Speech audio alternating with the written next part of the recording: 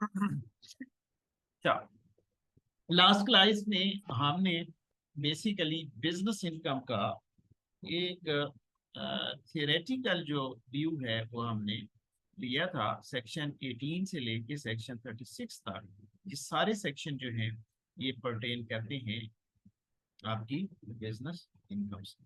और इसमें हमने थोड़ी थोड़ी चीजें देखी थी, और आज हम उसका थोड़ा सा जो है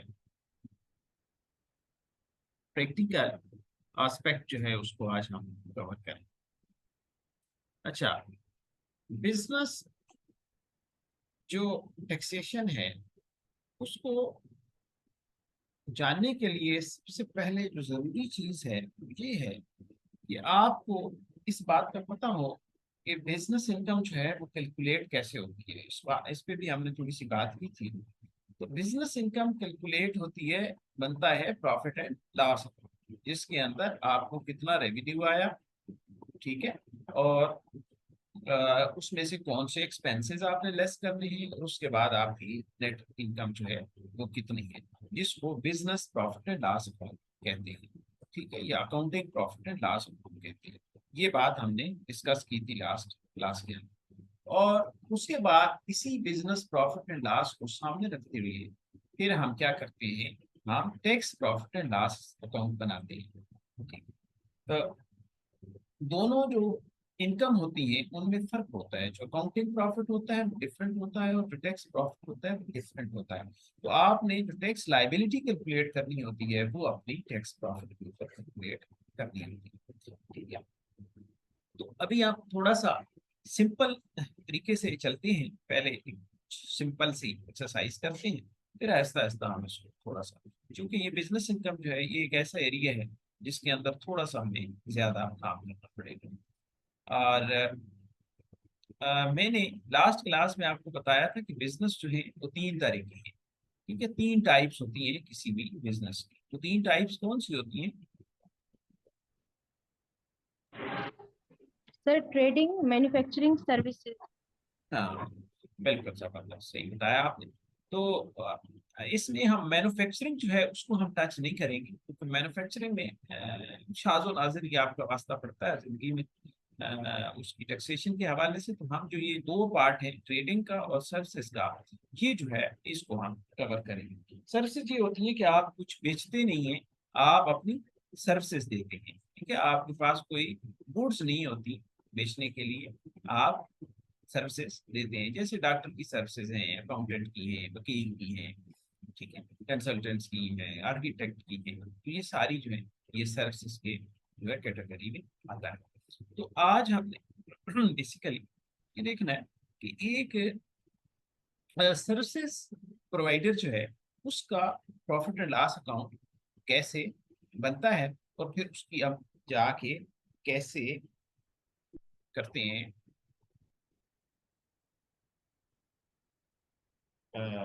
पोर्टल के अंदर जाके एंट्रियां कैसे करते हैं उसको। ठीक है, तो इसके लिए इसी मैं एक स्क्रीन आपके साथ शेयर करता हूँ। मुझे बताइएगा स्क्रीन आप लोगों के साथ शेयर हो?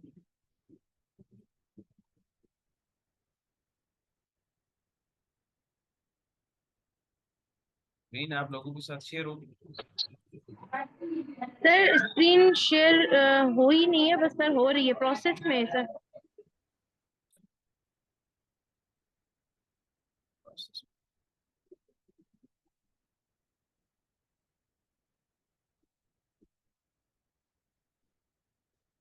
देखिए शेयर हो गई।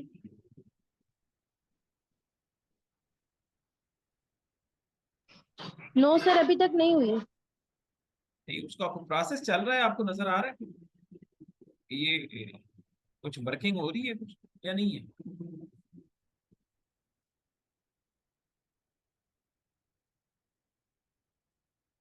इसको दोबारा शेयर।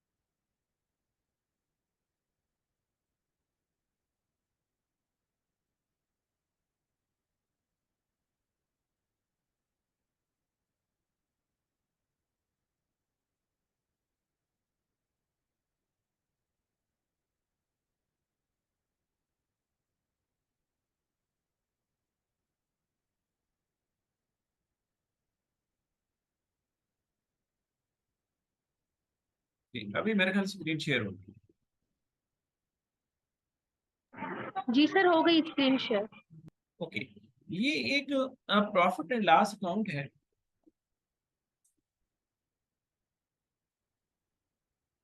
सर्विसेज का, सर्विस प्रोवाइडर, इस तरीके से हम प्रॉफिट एंड लॉस अकाउंट बनाते हैं। मैं कहता हूँ कि एक वकील साहब हैं जो महीने का एवरेज जो है उन्होंने 2 लाख कमाया है।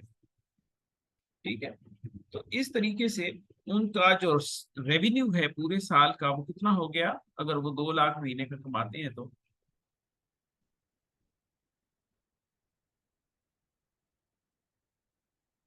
24 लाख। सर थोड़ा सा रिपीट करेंगे प्लीज सर, बिल्कुल भी समझ में नहीं आया। क्या चीज समझ में नहीं आई? मैंने कहा है कि एक, आज हम ये जो प्रॉफिट एंड लॉस अकाउंट देख रहे हैं ना, ये एक सर्विस प्रोवाइडर का है। और सर्विस प्रोवाइडर में हम एग्जांपल ले लेते हैं एक वकील की, एक एडवोकेट की। तो अगर एक वकील is earning 200,000 per month on the average, तो उसके 24 लाख बनते हैं साल में। तो ये बेसिकली आपका रेवेन्यू है 24 लाख। ठीक है, अभी हमने इसमें देखना है कि इसमें डायरेक्ट एक्सपेंसेस कौन से हैं। अच्छा, डायरेक्ट और इनडायरेक्ट एक्सपेंसेस जो है ना, और फिक्स्ड और वेरिएबल एक्सपेंसेस, ये आप में से जिन लोगों ने अकाउंटिंग पढ़ी है उन लोगों को इसका आइडिया होगा। मैं छोटा थोड़ा सा बता देता हूँ कि डायरेक्ट एक्सपेंसेस वो होते हैं जो उस रेवेन्यू के साथ डायरेक्टली एसोसिएट होते हैं, डायरेक्टली एसोसिएटेड होते हैं। ठीक है, उसमें मैं कहता हूँ कि आपने मुंशी को जो खर्चा दिया है ना सैलरी की बात में,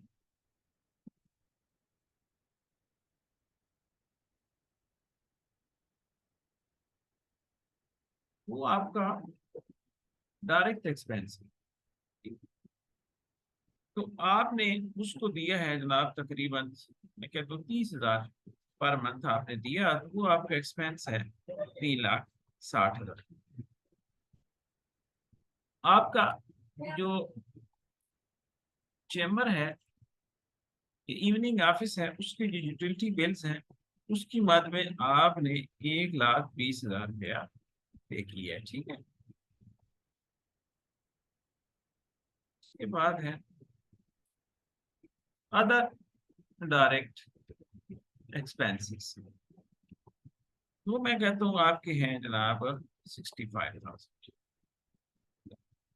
इस तरह ये आपका जो टोटल है ये बन गया 5,45,000 रुपये। और इस आपके रेवेन्यू से अगर डायरेक्ट एक्सपेंसेस चले जाएं, निकाल लें उनको, लेस कर लें, तो आपका बनता है ग्रास प्रॉफिट। ठीक है, आपका ग्रास प्रॉफिट हो गया इस बिजनेस के अंदर 18,55,000। अच्छा, उसके बाद हम आ जाते हैं अदर एक्सपेंसेस। अदर एक्सपेंसेस में आपने,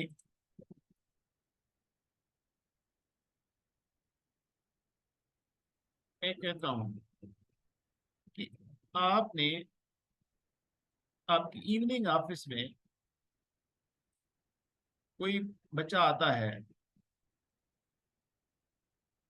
जिसका काम जो है वो डायरेक्ट आपके काम के साथ एसोसिएट नहीं है, वो अदर एक्सपेंसिव, वो कभी कभी आता है आपकी सफाई करता है और चला जाता है, इवनिंग ऑफिस में आता है, उसको आपने सैलरी दी है 40,000।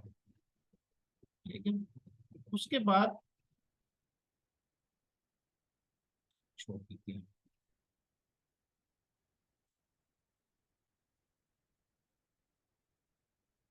मैं कहता हूँ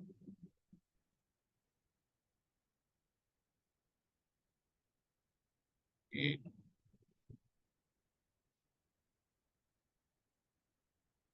कुछ ऐसे एक्सपेंसेस हैं जो अदर्स, अदर इनडायरेक्ट एक्सपेंसेस कह देते हैं। ठीक है,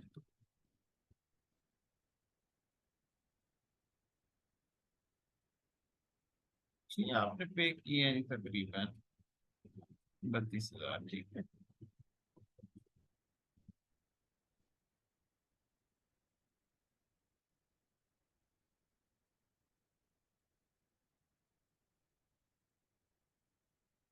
अच्छा जी, मैं कहता हूँ कि आपका एक लड़का काम करता है, तो उसको आप रेंट की बाद में को पैसे देते हैं, वो डायरेक्ट आपके ऑफिस का रेंट नहीं है, ठीक है, तो वो आपका खर्चा है से 12,000 रुपये,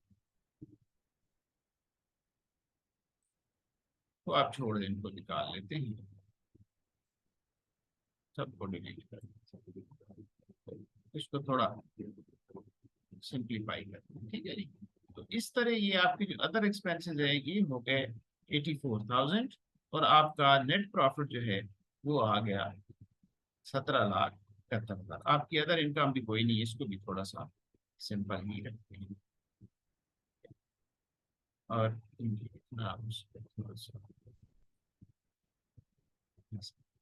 राइट, यहाँ तक समझ आ गई आप लोगों को?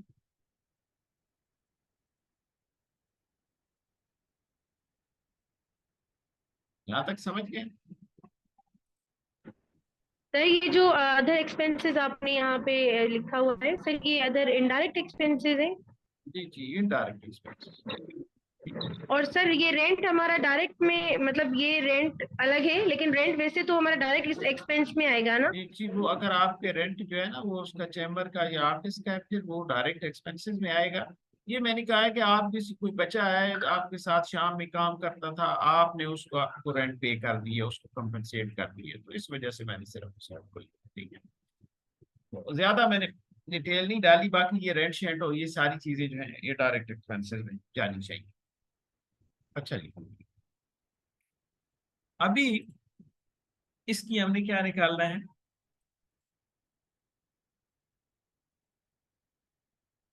इसका हमने टैक्स निकालना है। सर हम प्रॉफिट एंड लॉस ये अभी वो देख रहे हैं या सर टैक्स हम डायरेक्ट देख रहे हैं।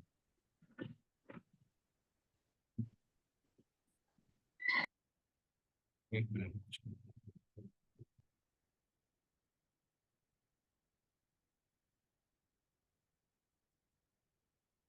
जी, क्या पूछा आप? सर आपने लास्ट क्लास में कहा था कि हम जो है वो प्रॉफिट एंड लॉस पहले जो है उसका देखेंगे और देन हम उस पे जो है टैक्स का देखेंगे, टैक्स किस तरह निकालते हैं। ये तो पहले प्रॉफिट एंड लॉस बनाया है, ये देखो प्रॉफिट एंड लॉस बनाया है, जिसमें ग्राफ प्रॉफिट जो है वो आपका 18,55,000 है। आपका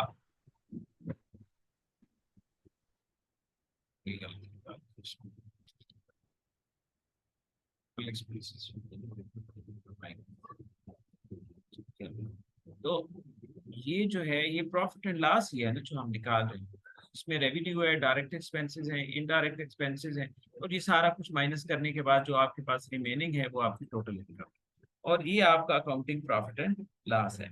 इसके अंदर मैंने ऐसा कोई आइटम नहीं डाला जिसकी एडजस्टमेंट जो है वो रिक्वायर्ड है, जैसा कि हम कल या लास्ट क्लास में जो हमने पढ़ा था कि कुछ ऐसी चीजें होती हैं जिनको ऐड बैक करना पड़ता है, जिनको इनएडमिसिबल एक्सपेंसेस कहते हैं, ऐसा मैंने कोई आइटम इसके अंदर नहीं रखा, ये सिंपल सा है, ठीक है। वो आगे हम उसको इंशाल्लाह देखिए। यहाँ तक समझ आए? जी सर। अभी हम इसकी टैक्स लायबिलिटी जो है इसको कैलकुलेट करते हैं।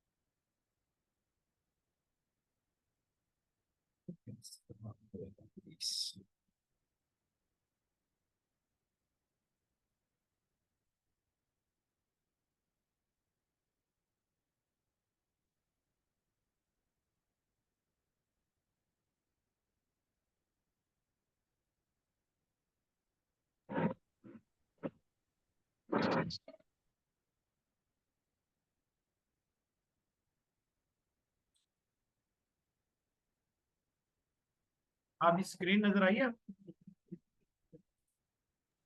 जी सर नजर आ रही है। रेट्स वाली। इसमें अभी जाके हमें देखना है कि ये रेट है, ये नॉन सैलरीड एंड ईओपीज के रेट सेम होते हैं, याद रखिएगा। पार्टनरशिप और बिजनेस इंडिविजुअल के रेट सेम है। ये ऊपर वाले जो है, ये वाले 149 जो है, ये सैलरी के रेट्स। अच्छा, तो अभी हमने देखना है कि हमारा यहाँ कहीं जाके स्लैब फाल करती है 17 लाख समथिंग है, तो 12 लाख और से लेके 24 लाख तक 60,000 फिक्स है, और 12 लाख से जो ऊपर है उसका 17.5% ऐसे ही है। तो अभी हम यहाँ पे चले जाते हैं, तो यहाँ पे हम देखते हैं ये 60,000 फिक्स है, और टैक्स ऑन 12 लाख से ऊपर कितना बनेगा,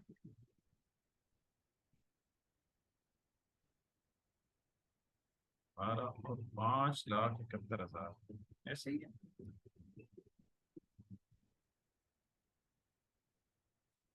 5,71,000 एट द रेट ऑफ 17.50 पैदल लगा लेते हैं। 5,71,000 17%।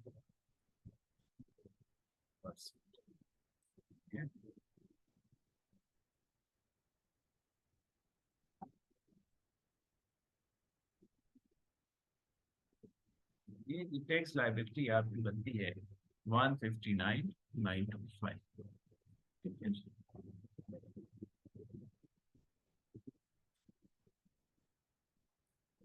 यहाँ तक सबको समझ आए कि ये हमने कैसे कैलकुलेट किए।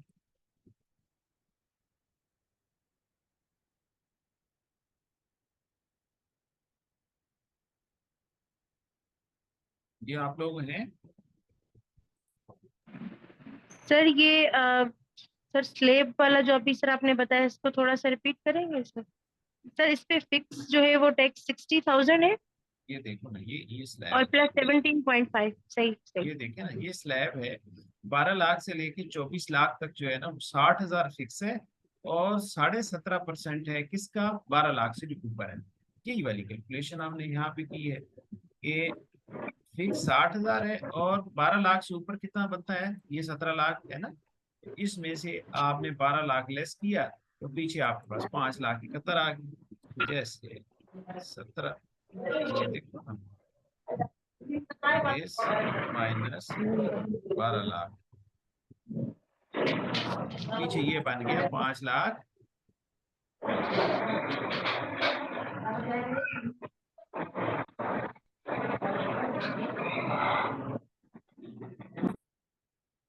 5,71,000, ठीक है।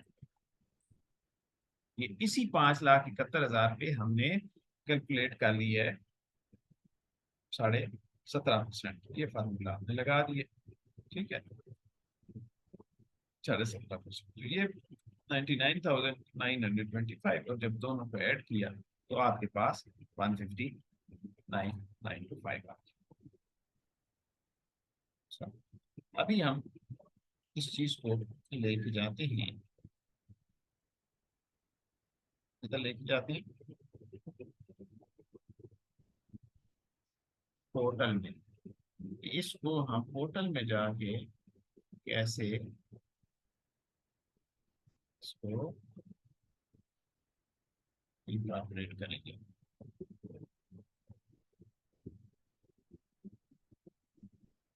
इसके लॉगिन से लॉगिन ठीक है।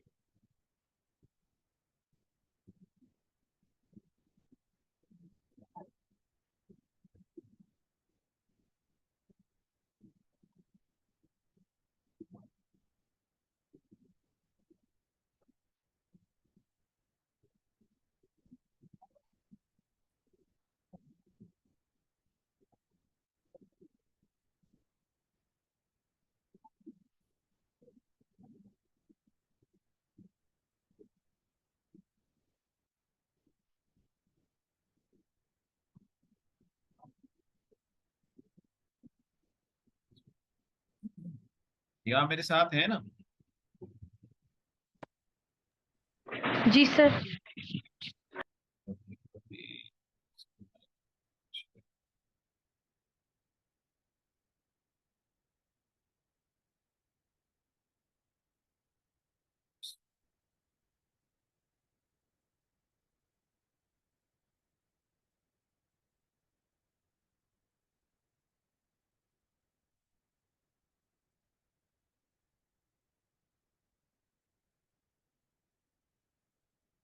होटल नजर आ रही?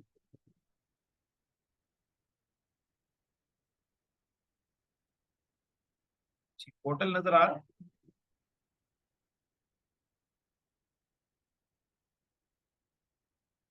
जी सर, अब नजर आ रहा है। और एक्सेल की शीट भी नजर आ रही है? जी सर, वो भी नजर आ रहा ओके। अच्छा जी, सबसे पहले हमने करना ये होता है कि हमने जाना होता है ये डिक्लेरेशन के अंदर।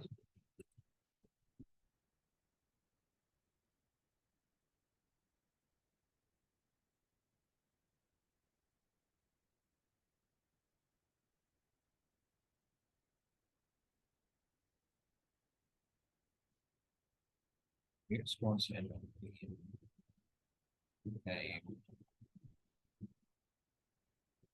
23 मिनट, ठीक है। अच्छा जी, सबसे पहले हमने डिक्लेरेशन में जाना है और यहाँ जाके नॉर्मल रिटर्न में जाना है, पीरियड को सिलेक्ट करना है, 2 3। उसके बाद हमने इस पे जाना है, ये हमारा पीरियड सिलेक्ट। ये ऊपर अगर आप देखें ना, तो सबसे पहले टास्क आ रहा है कि आप क्या काम करने जा रहे हैं। ये 114 रिटर्न ऑफ इनकम है। उसके बाद उसका नेम आ गया। फिर ये पीरियड कौन सा है, 1 जुलाई 2022 से 30 जून 2023 तक। टैक्स ईयर आपको शुरू में मैंने पढ़ाया था कि टैक्स ईयर 2023 है। और ड्यू डेट इसकी 30 सितंबर है। और आज डेट को डिस्प्ले कर रहा है और आपको रजिस्ट्रेशन नंबर बता रहा है, ठीक है जी। पहला हेड सैलरी, दूसरा प्रॉपर्टी, तीसरा बिजनेस, आपने इसके अंदर अच्छा है। अच्छा, ये जो पहली इसके अंदर फर्दर टैब है ना, ये वाली, ये टैब जो है ये बेसिकली मैन्युफैक्चरिंग और ट्रेडिंग की।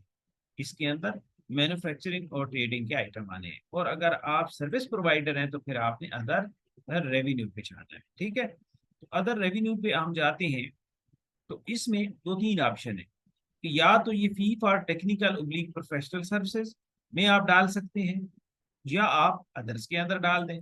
जहां आपका दिल करता है आप उसको अमाउंट को डाल दें, ठीक है। कितनी है जी, हमारा रेवेन्यू कितना है?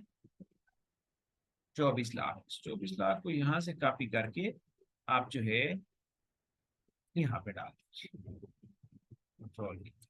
तो ये पेस्ट करने के बाद हर दफा आपने ये कैलकुलेट का बटन जो है ये आपने दबाना है, ठीक है। तो ये 24 लाख जो है ये आपकी एंट्री होगी। अभी हमने इसके अंदर जो डायरेक्ट एक्सपेंसेस लिखे थे वो जाके हमने इसके अंदर एंट्री करनी है, ठीक है। और जो इनडायरेक्ट एक्सपेंसेस हैं वो हमने जाके इसके अंदर एंट्री करनी है। तो हम देख लेते हैं कि हमने डायरेक्ट एक्सपेंसेस कौन से लिखे हैं। डायरेक्ट एक्सपेंसेस में हमने सैलरी लिखी है 3,60,000।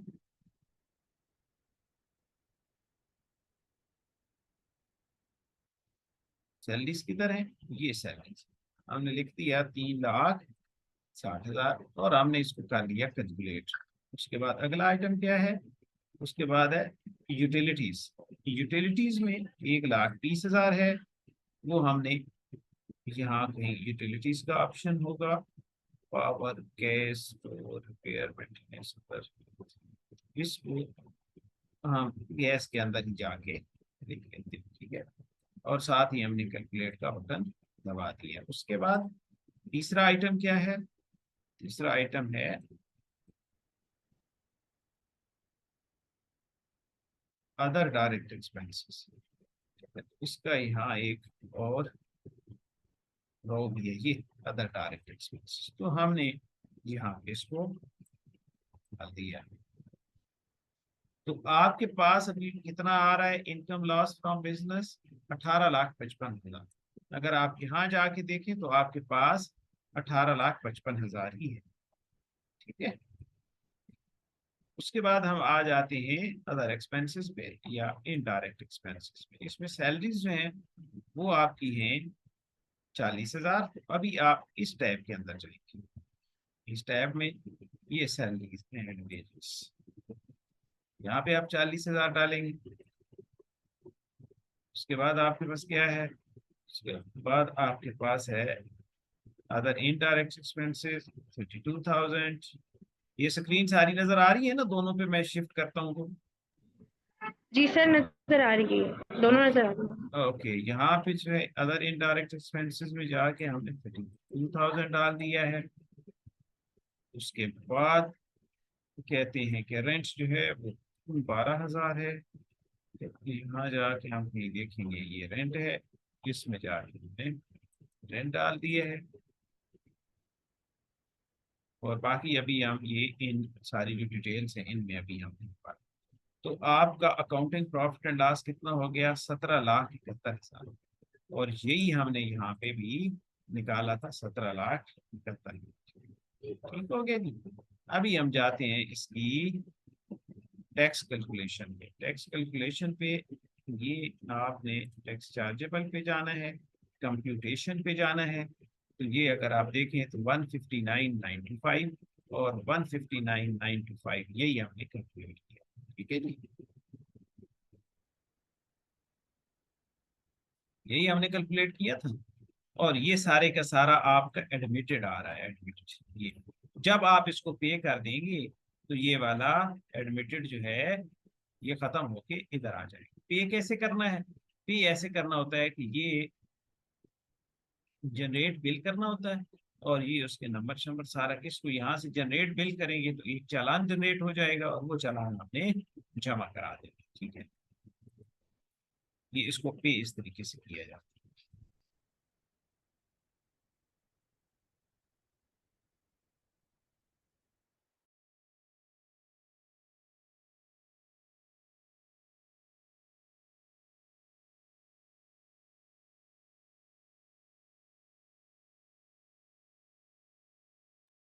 अच्छा जी, तो यहाँ तक आपको बात की समझ आ गई। सर मुझे एक सवाल पूछना था यहाँ से, सर ये सवाल पहले पूछ सवाल इस लेना तरह चाहिए है, था। सवाल थोड़ा सा ना आप होल्ड कर लें, अगले सेशन में करते हैं। अभी 2 मिनट रह गए, थोड़ा सा मैं इस गुफ्तगू को वाइंड अप कर लूँ। तो आपके सारे ठीक है। सवाल, ये सारी शीट इधर ही मौजूद है, अगली जो है ना सेशन में मैं आपको जवाब दे दूँ। ये इसको मैंने सेव कर लिया है, हर चीज इधर ही है। अच्छा, तो अभी इसमें इस तरह है कि अगर तो ये जो आपकी 159,000 की टैक्स लाइबिलिटी है ना, ये रिड्यूस हो सकती है। ये रिड्यूस कैसे हो सकती है कि अगर आपके टैक्स कटे हैं ना, तो फिर जो है ये लाइबिलिटी आपकी रिड्यूस हो सकती है। मसलन हमने इस टैब पे आना है एडजस्टेबल टैक्सेस पे। ठीक है, मैं कहता हूँ क्या जाते हैं कि आपने कोई सफर किया है, एयर टिकट है, उसके ऊपर मैं कहता हूँ आपका 5,000 टैक्स कट गया था। ठीक है, उसके बाद आपने कोई प्रॉपर्टी सेल की है, उस पे आपका टैक्स कट गया है 65,000 रुपये। ठीक है, ये मैं वैसे समझाने की हद तक आप बता रहा हूँ। अच्छा, उसके बाद जो है ना आपका कोई फंक्शन गैदरिंग आपने की है, तो वो जो मैरिज हॉल है उसने आपसे 15,000 टैक्स जो है वो काट लिया है। ठीक है, और उसके बाद आपका कोई आपने इंटरनेशनल फ्लाइट ली है, तो उसमें आपका 25,000 टैक्स कट गया है। ठीक है,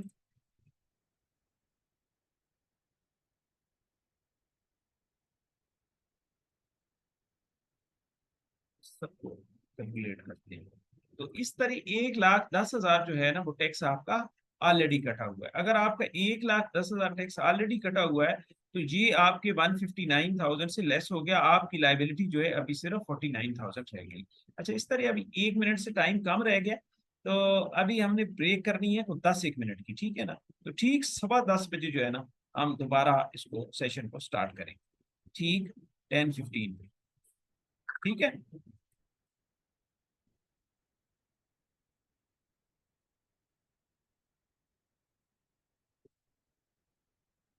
और आपके जो सवालात हैं वो आप अपने पास नोट कर लें, तो अगले सेशन में हम सबको इंशाल्लाह एड्रेस करते हैं और यहाँ से ही काम आगे शुरू करेंगे।